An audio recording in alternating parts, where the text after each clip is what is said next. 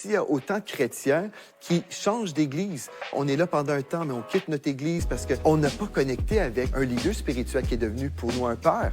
On a juste eu des enseignants, on a écouté des prédications, on a apprécié certains messages, on dit oui, ça c'est bon, mais on n'a pas connecté avec personne.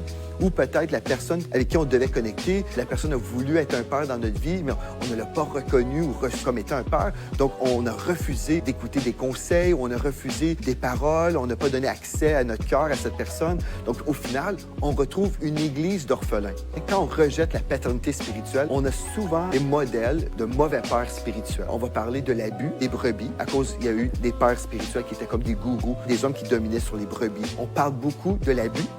Et c'est certainement pas la volonté de Dieu qu'un père spirituel abuse des enfants spirituels. Ce n'est pas dans le cœur de Dieu et c'est juste de dénoncer toute forme d'abus. C'est tout à fait juste. Gloire à Dieu. Maintenant, dans le monde naturel, il y a aussi des pères qui sont abusifs. Est-ce qu'on va dire, bien plus que des mauvais pères dans notre monde, les pères n'existent pas? Est-ce que c'est ça la conclusion?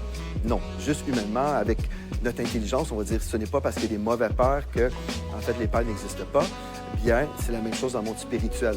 On ne peut pas bâtir ou fonder une doctrine à partir d'une réaction par rapport aux abus. Et c'est ça que je vois beaucoup dans le monde chrétien. Quand on rejette la paternité spirituelle, on fonde nos arguments beaucoup sur l'abus, le contrôle. Et comme je vous dis, ce n'est pas la volonté de Dieu qu'un homme contrôle d'autres personnes. Ce n'est pas la volonté de Dieu.